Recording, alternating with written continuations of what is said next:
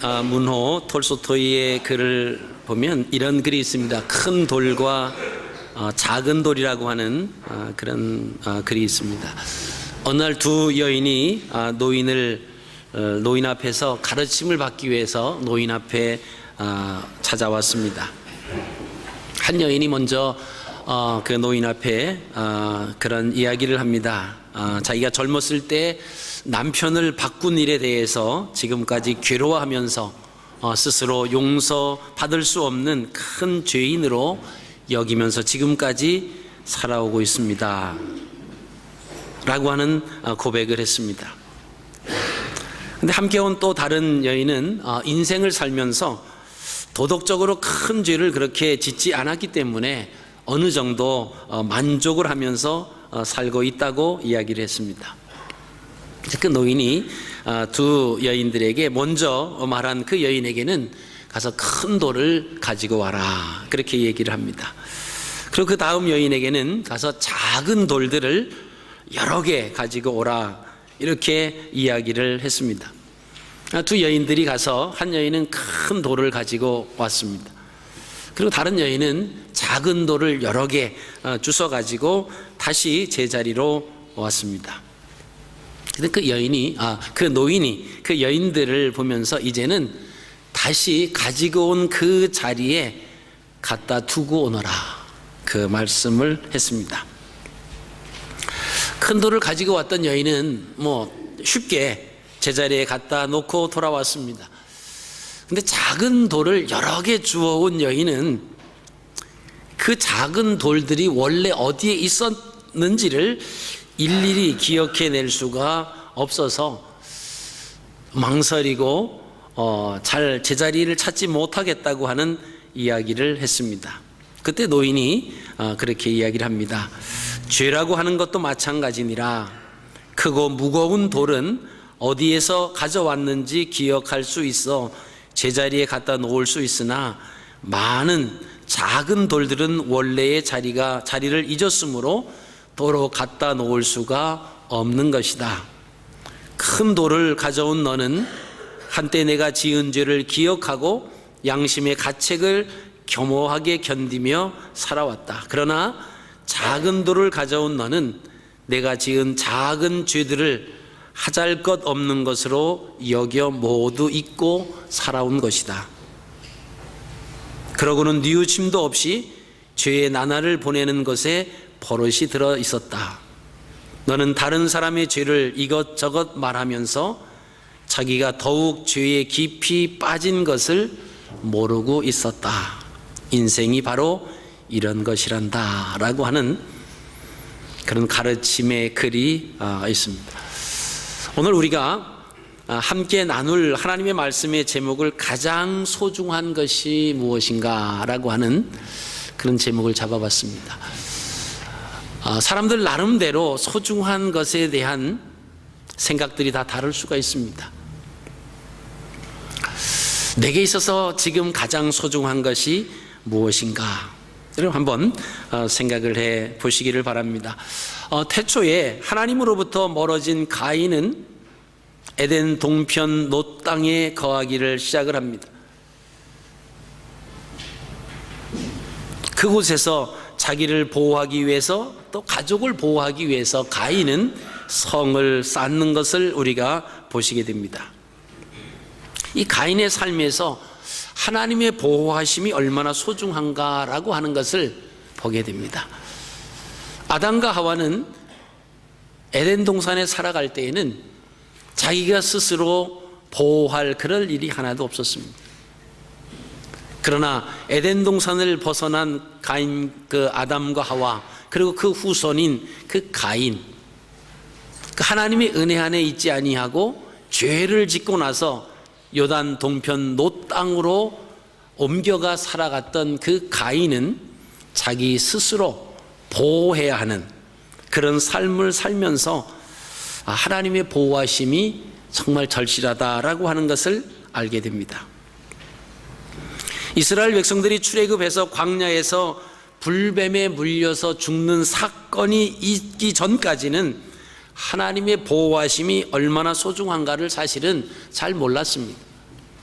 그 광야에 불뱀들이 많이 있다라고 하는 사실을 알고 있으면서도 그 뱀들이 자기에게 자기들을 물고 죽게 하기까지 그런 존재라고 하는 사실을 별로 그렇게 깊이 생각하지 않았습니다.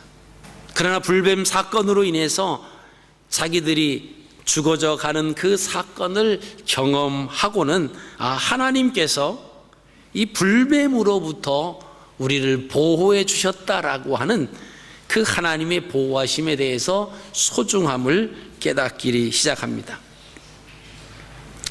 사람마다 소중한 것이 다 다를 수도 있지만은 대부분 사람들은 땅에 있는 것들의 소중함을 생각합니다.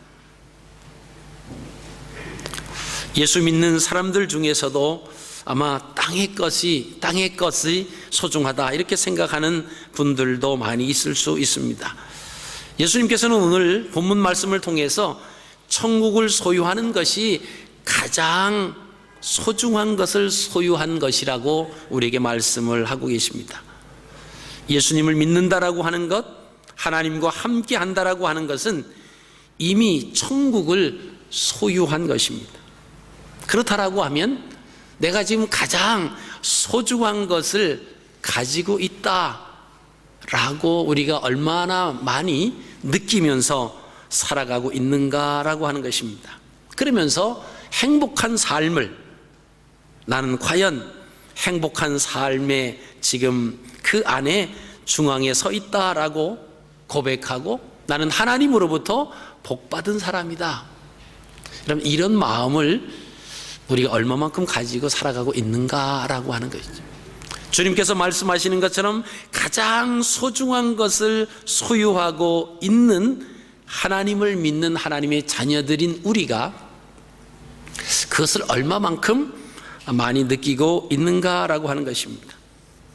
우리가 아시는 것처럼 아담과 하와는 에덴을 소유한 것이 얼마나 소중한 것을 소유하고 있을 때는 알지 못했습니다. 그것으로부터 벗어나고 나서 그것을 잃어버리고 나서는 그것이 소중한 것이다라고 하는 것을 느꼈다라고 하는 것입니다. 마태는 자기의 복음서에서 하나님 나라 또는 천국, 특히 천국이라고 하는 단어를 37회 사용합니다. 다른 복음서에서는 천국이라고 하는 단어를 한 번도 사용하지 않습니다. 그럼 다른 복음서에서는 한 번도 없는 것을 마태는 30회 이상 사용한 이유가 뭘까? 뭔가 이유가 있을 거다라고 하는 것입니다. 1차적으로는 그때 당시에 유대인들이 잘못된 메시아상을 바꾸기를 원했습니다.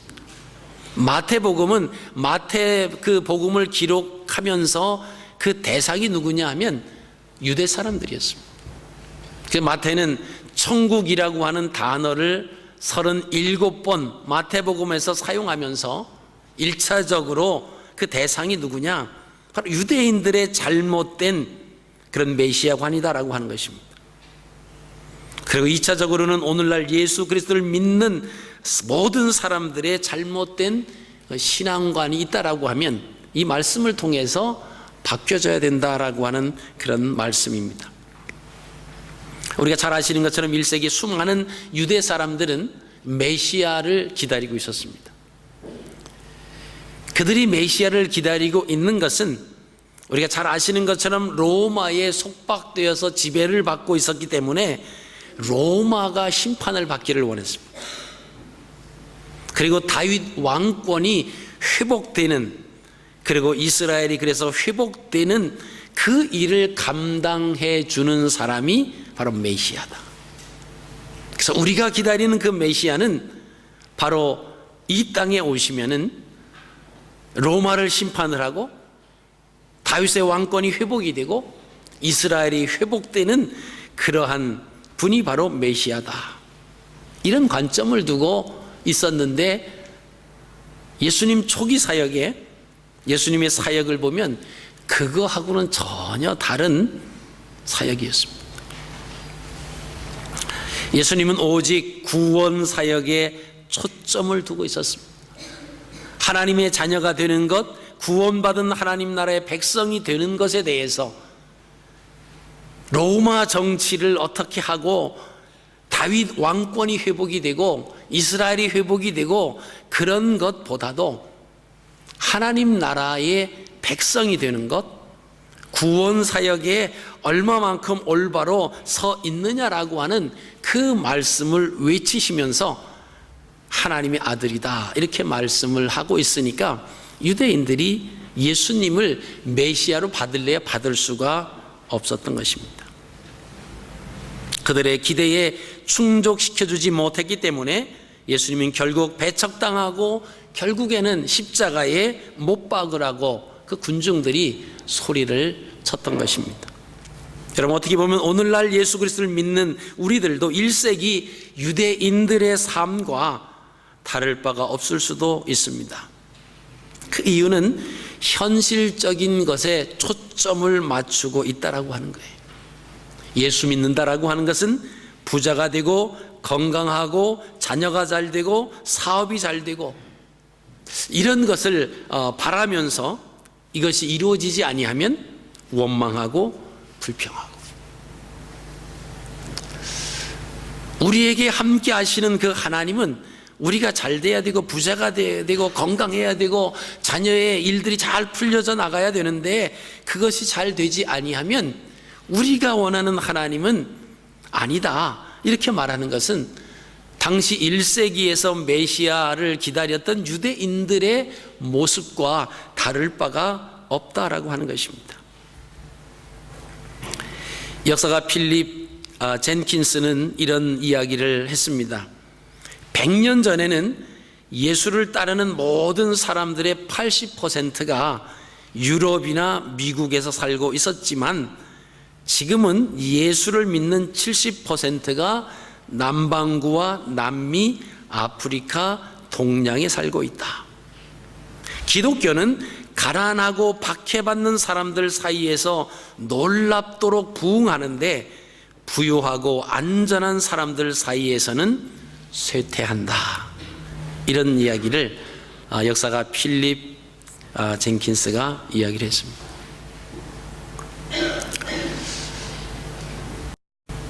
그 필립의 이야기를 생각하면서 우리가 기독교의 역사의 흐름을 이렇게 본다라고 하면 일리가 있는 말이다라고 하는 것이죠.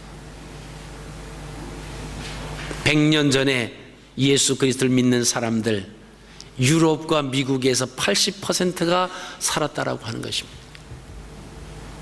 그러나 지금 그곳에 있는 그 나라, 기독교 국가라고 했던 그 나라에서 이제는 더 이상 성경을 강의할 수가 없다라고 하는 거예요. 차별법이라고 하는 것이 통과돼서 종교라든가 인권이라든가 이 죄의 문제에 대해서 노골적으로 다른 사람을 차별하면서 이야기를 하면 쇠고랑 신세가 되어져 가는 그런 세상으로 바뀌어졌다라고 하는 것입니다. 어쩌면 가난하고 힘들고 어려울 때 그들이 하나님을 찾은 것은 잘 먹고 잘 살고 잘 되고 부자가 되고 만사가 형통이 되는 아마 그런 가운데서 찾다가 어느 정도 삶의 윤택함이 이루어졌을 때는 그들의 삶 속에서 파묻혀서 하나님을 저버리고 살아가는, 이제는 하나님 없이도 이 정도면 살 수 있다라고 하는 그런 가운데 살아가는 세상에 과연 우리도 그 가운데 있지 않는가라고 하는 것을 한번 생각해 볼 의미 있는 이야기다라고 하는 것입니다.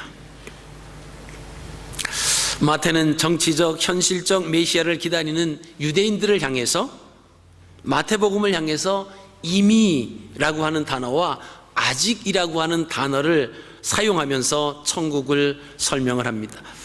마태복음 12장 28절의 말씀을 보면 유대인들이 기다리던 메시아, 왕국인 천국은 그 예수님의 초림은 이미 임했다라고 하는 겁니다. 그러나 천국의 완성은 아직 이루어지지 않았다. 그 천국의 완성이라고 하는 것은 예수 그리스도의 재림과 동시에 이루어진다라고 하는 것입니다.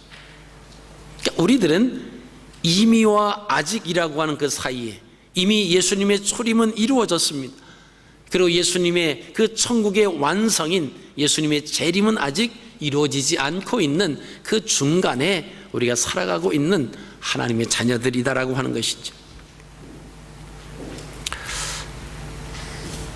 천국을 소개하면서 천국은 마치 겨자씨처럼 미미하게 시작이 된다라고 하는 것입니다. 그래서 사람들이 볼 때는 시시하게 생각할 수밖에 없습니다. 교회는 아무나 가면 된다. 아픈 사람들이 가고 없는 사람들이 가고 무엇인가 아쉬운 것이 있는 사람들이 간다는 거죠. 나는 아쉬운 것이 없으니까, 나는 먹고 살만하니까 적당하게 또는 안 가도 된다. 이런 생각을 하는 사람들을 향해서 주님께서는 이 천국에 대해서 비유로 말씀을 해 주셨습니다. 오늘 본문에 등장하는 밭에 감추인 보화가 바로 그것입니다. 예수님께서 천국을 보화로 비유한 것은 천국이 시시한 것이 아니다라고 하는 것입니다. 이 세상의 그 어떤 것보다 소중한 것이다라고 하는 것을 설명하시기 위한 것입니다. 예수님이 그렇게 말씀을 3년 동안 하늘나라에 대한 복음을 전파하셨음에도 불구하고 예수님께 그냥 왔다가 그냥 돌아가는 사람들이 대다수였습니다. 그 어느 누구도 예수님의 입으로부터 나오는 말씀이 그 말씀을 통해서 우리가 천국으로 인도되어져 가는 그 소중한 말씀, 놓쳐서는 안 될 말씀이라고 하는 그런 생각을 하지 않았기 때문에 그들은 예수님의 말씀을 들었지만은 다시 세상으로 돌아갔습니다.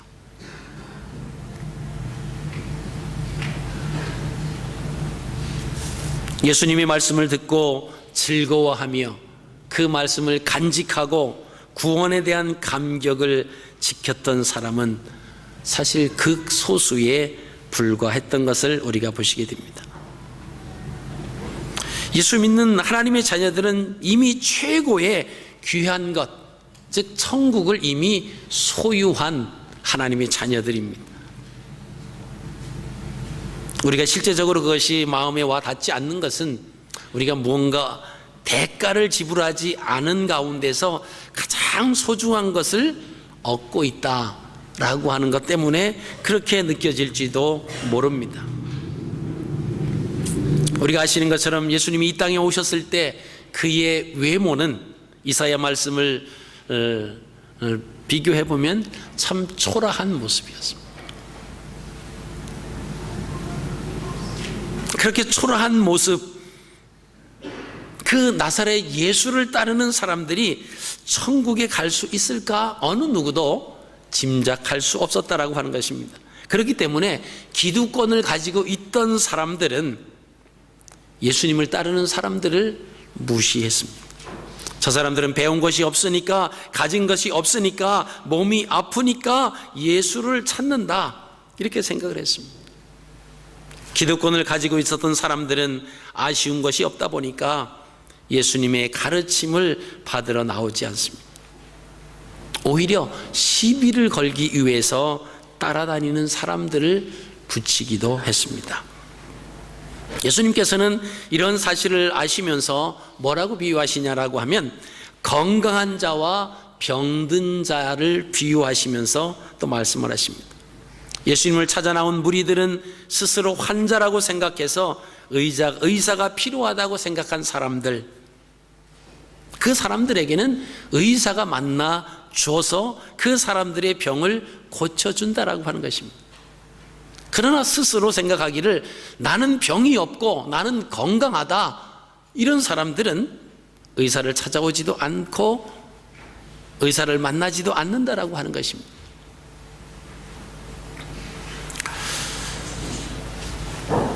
오늘 밭에 감추인 보화의 비유에서 주인공으로 등장하는 인물은 자기 밭을 소유하고 있는, 그리고 그 밭에서 땀 흘리며 일하는 농부가 아닙니다. 다른 사람의 밭을 빌려서 농사를 짓는 소작인이든지 아니면 농부의 삭슬 받고 일하는 푼파리 노동자였다라고 하는 것입니다. 그가 어느 날 밭을 갈다가 뜻하지 않게 땅에 묻힌 보화를 발견을 합니다. 여러분, 2000년 전에는 은행이라고 하는 것이 사실 없었습니다. 우리나라에서도 불과 126년 전에는 은행이 없었습니다. 그렇다면 그 이전에 귀중한 그 귀중품을 어떻게 보관했을까라고 하는 것입니다. 그것은 안 보이게 감춰야 되기 때문에 팔레스틴 지방에서는 귀중품을 보관하기 위해서 쉽게 사용했던 것이 땅을 파고 그 귀중품을 묻어두는 그런 풍습이 있었습니다. 우리가 아시는 것처럼 여호수아 7장에 나오는 그 아간의 경우도 우리가 볼 수가 있습니다. 아간은 자신이 훔친 시날산 외투 한 벌 은 200세겔과 50세겔의 금덩어리를 자신의 장막 가운데 땅을 파고 묻어뒀습니다.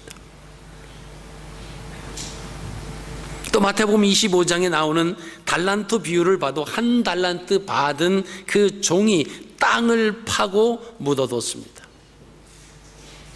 한 달란트 받은 자는 가서 땅을 파고 그 주인의 돈을 감추어 두었다, 그렇게 기록하고 있습니다. 당시 상황으로 본다라고 하면 소중한 것을 땅속에 파묻는다라고 하는 것은 사실 잘한 것입니다. 그런데 예수님께서는 마태복음에 나오는 그 한 달란트 받은 종을 책망을 하셨습니다. 땅에 파 묻은 것을 책망하신 것이 아니라 게을렀기 때문에, 수고하지 않았기 때문에 책망을 받았습니다. 우리가 아시는 것처럼 당신은 천막 생활을 하기 때문에 숨길 곳이 그렇게 많지 않아서 땅을 파고 묻어뒀다가 그 사람이 갑자기 죽든가 그렇게 되면 그 땅 속에 무엇이 묻혀 있는지 아무도 모른다라고 하는 것입니다.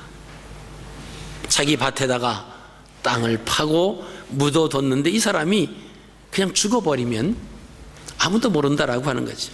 그러다가 시간이 지난 다음에 어느 누가 밭을 갈다가 그 노다지를 발견한 그 일꾼이 흙으로 다시 덮어두고 집으로 돌아가서 모든 재산을 팔아서 그 밭을 샀느니라. 아마 어떤 분은 이 사람이 좀 비양심적인 사람이 아닌가 이렇게 생각을 하실 수도 있습니다. 그러나 여기에서 말하는 이 비유는 그 물질지향적인 태도나 비양심적인 거래 행위에 그것을 두고 있지 않습니다. 소중한 것을 발견하고 자기의 있는 모든 것과 바꾸려고 했던 그 사람의 마음을 비유로 말씀하고 계십니다. 마치 천국은 밭속에 감추인 보화, 모든 것을 팔아서 그 대가를 지불해도 좋을 보화와 같은 것이다 라고 하는 것을 주님께서는 말씀해 주셨습니다.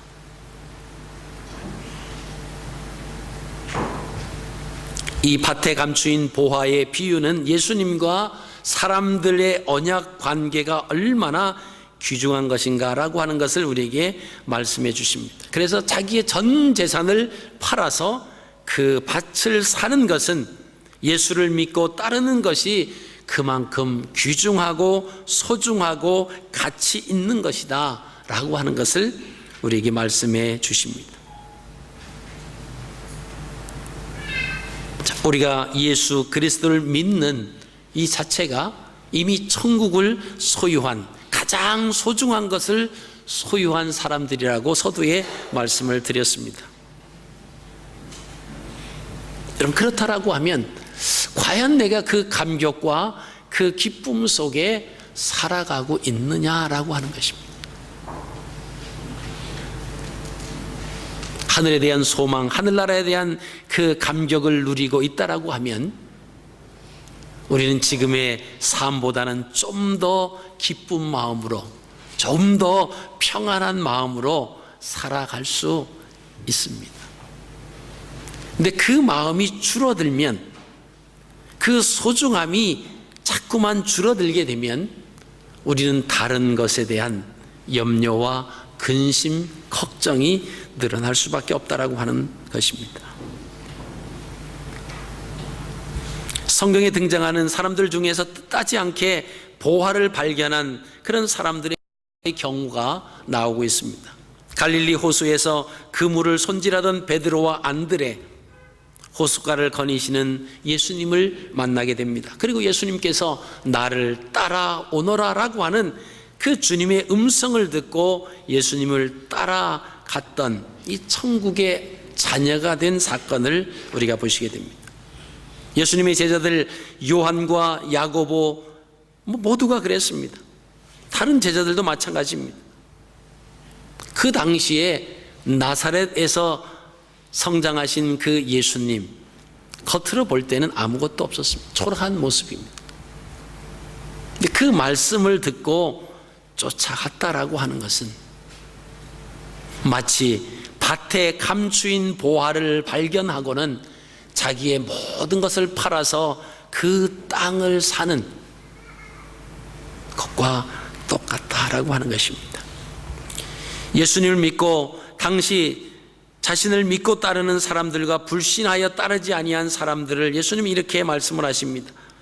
첫째, 예수님을 믿고 따르는 사람들에게는 밭에서 발견한 보화를 소유한 사람들의 비유다, 이렇게 그들을 위로하십니다. 그러나 그를 따르지 아니하는 사람들에게는 보석이 쟁기에 부딪히는 소리를 들으면서도 손에 쥘 줄 모르는 사람이다, 이렇게 표현을 하십니다. 이 밭을 갈다가 그 쟁기에 보석이 부딪히는 소리를 듣습니다. 그리고 그 밭이 기경되면서 겉으로 튀어져 나오는 그 보석을 눈으로 본다라고 하는 것입니다. 그럼에도 불구하고 그것을 손에 쥘 줄 모르는 사람, 예수 그리스도의 말씀을 듣고 따르지 아니하는 사람이다, 그렇게 말씀을 하십니다. 2000년 전 예수님께서 묻어 놓으신 그 보화가 사실 아직도 많이 있습니다. 그런 것이 어디에 있습니까? 바로 우리에게 써주신 이 말씀 속에 그대로 숨겨져 있습니다. 그 보화를 발견하기 위해서 우리가 하나님의 자녀로 어떻게 살아가야 하고 어떻게 이 땅에서 그 길을 걸어가야 할지가 아직도 많이 숨겨져 있습니다. 이 사실을 모르는 사람들이 세상에 너무나 많다라고 하는 것이죠. 그래서 우리는 먼저 우리를 불러주셔서 그 보화를 소유한 하나님의 자녀의 그 감격을 가지고 아직도 이 숨겨져 있는 보화를 발견하지 못하고 세상에서 살아가고 있는 그 사람들에게 우리는 전해줘야 할 의무가 우리에게 있다라고 하는 것입니다.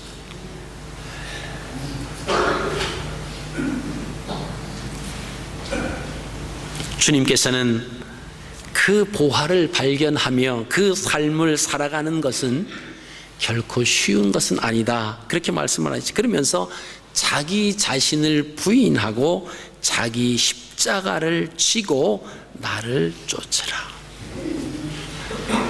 우리가 신앙생활 하면서 때로는 이렇게 혼동되는 부분들이 있습니다. 내가 교회 다니고 내가 예수님 믿으면 모든 일이 만사형통, 거치는 것이 하나도 없고 모두가 다 우뜸이 되고 최고가 되는 것이다, 이렇게 생각할 수가 많습니다. 그러나 이것은 잘못된 생각입니다. 예수님이 원하시는 것은 최고가 되는 것이 중요한 것이 아닙니다. 으뜸이 되는 것이 중요한 것이 아니라 지금 어떻게 살아가고 있는가라고 하는 거예요. 많은 사람들은 과거에 집착합니다. 또 때로는 미래에 소망을 두고 살아갑니다. 특히 어린 나이일수록 소망을 묻죠. 그러면 그 소망은 꿈을 얘기하면 미래를 얘기합니다. 내가 대통령이 될 것입니다. 장관이 될 것입니다. 아직 이루어지지 않은 미래에 대한. 또 통계적으로 보면 연세가 들어가시게 되면은 어디에 집착하냐라고 하면 과거에 집착을 한대요. 내가 왕년에 이랬다. 그러면서 과거에 집착을 한다라고 하는 것입니다. 그 더 프레젠트라고 하는 그 얇은 그 책이 있습니다. 한 150페이지 정도밖에 되지 않는 그 책인데, 그 책에서는 가장 소중한 선물, 그 프레젠트를 선물로 이렇게 한국말로 번역을 해놨는데, 그 프레젠트는 선물이라고 하는 단어도 있지만 현재라고 하는 단어도 됩니다. 의미도 됩니다. 가장 소중한 선물은 현재다라고 합니다. 우리 신앙도 마찬가지. 우리가 물론 과거와 미래를 무시하고 생각하지 않는다라고 하는 것은 아닙니다. 다 중요하지만 가장 귀중하게 생각해야 할 것이다라고 하면 지금 내가 어느 위치에 있느냐. 어느 분은 그렇게 말씀하십니다. 내가 결혼하기 전에는요, 처녀 때는요, 제가 성경도 많이 읽었습니다. 근데 결혼하고 애 낳고 이렇게 살림에 쫓기다 보니까 성경 펼쳐볼 시간이 없네요. 그렇게 말씀하세요.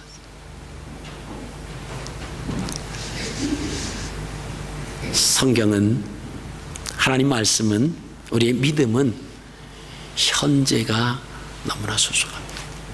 지금 내가 요 일만 끝나고 나면, 이 어려운 문제만 좀 지나고 나면 제가 열심히 기도하고요, 제가 열심히 말씀도 읽을 겁니다. 또 이 미래지향적인 분들도 계세요.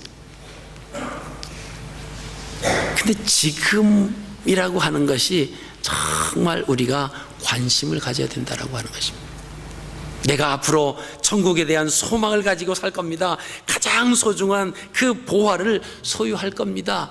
미래지향적이기보다 지금 그 천국을 소유하고 있는 내 삶에서 얼마나 기쁨과 얼마나 감격과 얼마나 하나님 앞에 감사하는 그런 모습으로 내가 살고 있느냐라고 하는 질문이 우선돼야 됩니다.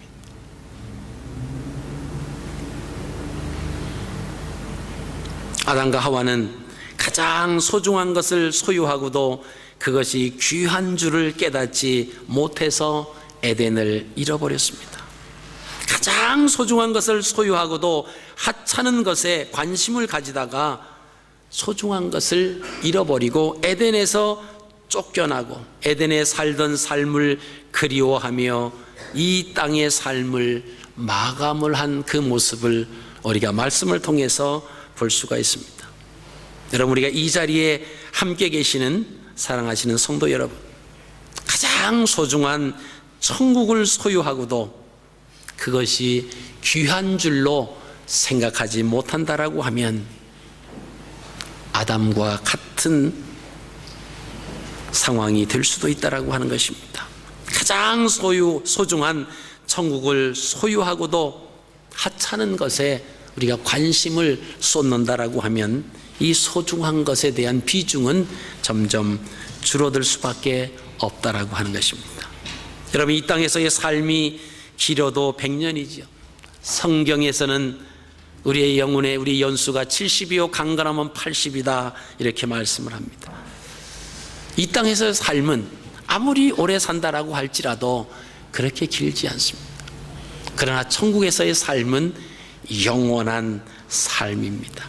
예수님께서 제자들에게 자신의 모든 소유를 다 팔아서 천국을 소유하는 유익을 너희들도 가져라라고 하는 비유의 말씀을 해주신 것처럼 저 여러분들이 이 땅에 살아가면서 가장 소중한 천국을 소유한 하나님의 자녀됐다라고 하는 사실을 잊지 마시기 바랍니다. 그리고 꼭 기억하시고 기쁨 가운데, 감사한 가운데, 감격한 가운데 이번 한 주간도 믿음으로 승리하시는 복된 한 주간의 삶이 되시기를 주님의 이름으로 축복합니다.